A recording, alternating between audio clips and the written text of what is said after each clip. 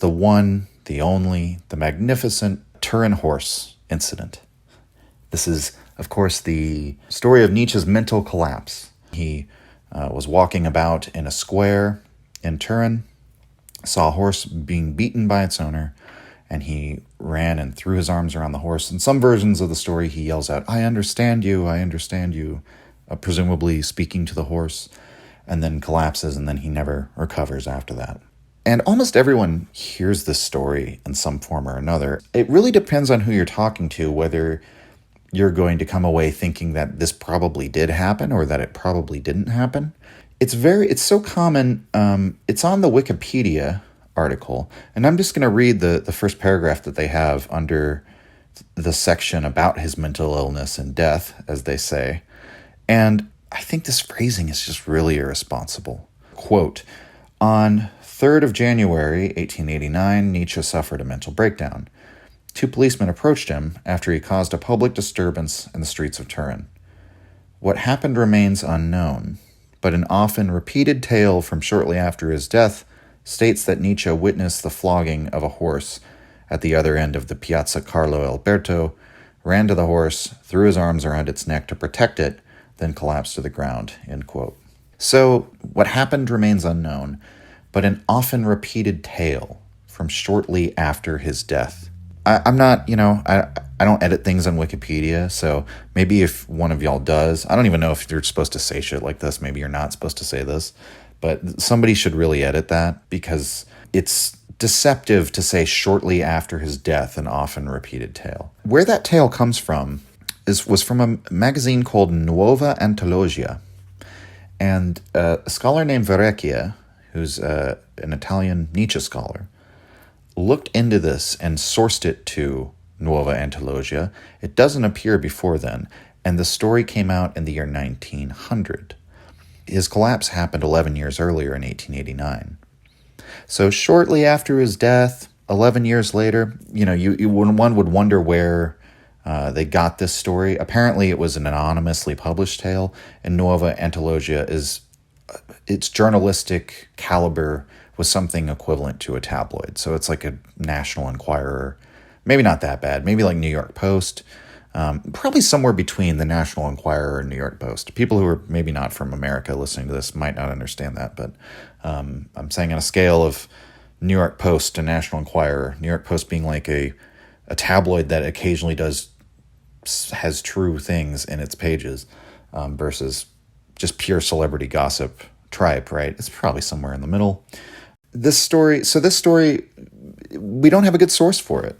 It's sourced to anonymous hearsay in a tabloid 11 years after the alleged incident occurred.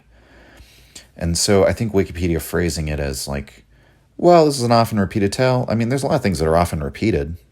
Why does that matter? Whether it's been repeated a lot.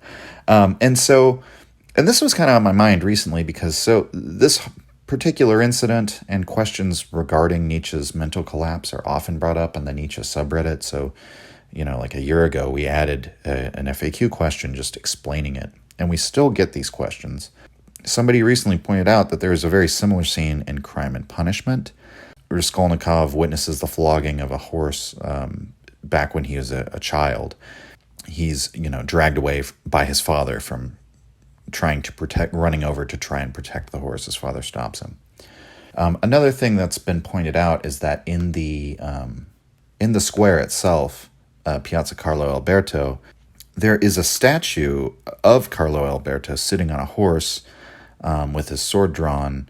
I've seen a blog where somebody suggested that maybe the imagery there, because it looks almost like as if he's raising his implement to smack his horse, like his sword to smack the horse with it.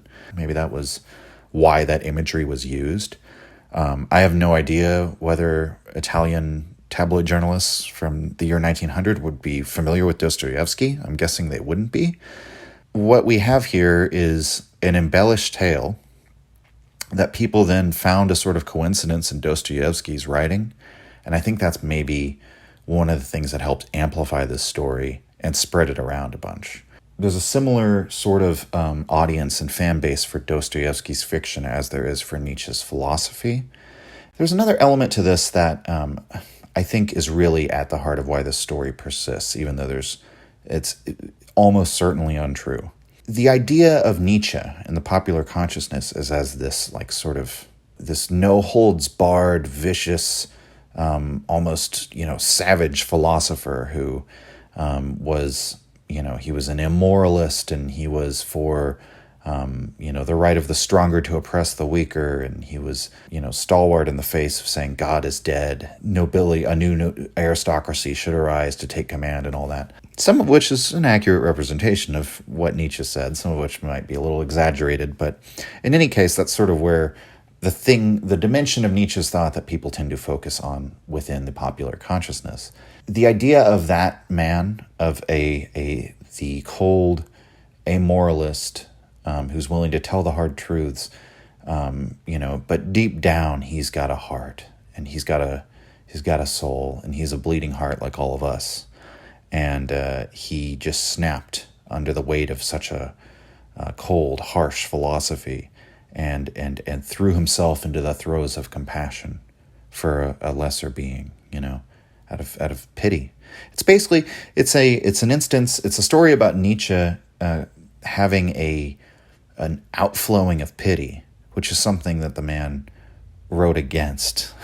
He often attacks pity as just being this very detrimental moral feeling, or very harmful to human life even, and sort of a misstep in human moral thinking. That sort of story plays on our heartstrings, doesn't it? The idea of it's why people like reading about, maybe this is like a weird comparison, but it's something I thought of. People are very fascinated when they find out somebody like the Iceman. Oh, well, he loved his daughter, and he was completely cold and emotionless, but when the reporter interviewing him starts bringing up his daughter, you can see he gets angry, and that's the one person he cared about and loved. Whereas in reality, when you look into the Iceman, Richard Kuklinski, he really didn't. He was a psychopath, and maybe he did have some sort of love for his family, but even his family acknowledges, this guy was a psychopath. Just that we like finding that, what would you say, nugget of humanity within someone. We like finding that bit of Christian pity within the soul, or compassion, or whatever it might be that we're looking for. And that fits very much with the themes of Dostoevsky, doesn't it? And so I think it's become part of the Nietzsche myth for that reason. Nietzsche's this harsh, amoralist guy, and then he gives in to compassion and pity, and then has a mental collapse. But it's not true. In all likelihood, Nietzsche, so just to say, Nietzsche had a severe illness, which we'll discuss in a minute, that plagued him throughout his life. And he was really deteriorating in his final year, in terms of his mental health, how the strange behavior his landlord was noticing.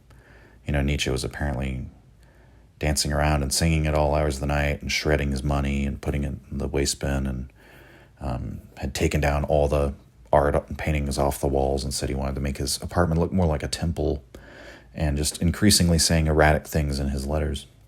There was an actual physiological condition that the man had, and his condition was rapidly degenerating, it seemed, and then he had a sudden collapse in the piazza, and I think that in and of itself is a public disturbance, right? If you just see somebody collapse, people are going to all look at that person, and they're going to go and get help, or get the police. I think that's probably the most likely thing. It's kind of, people might say, oh, it's kind of boring. Isn't the other myth more exciting?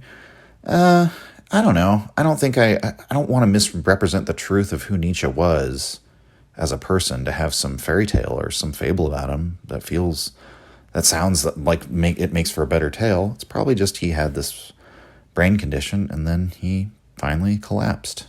And then a tabloid wrote this fantastic tale 11 years after that date. And so that's how we have the story, and it persists because we want to believe it. So that's what I have to say about the horse hugging incident, the horse hugging that never happened.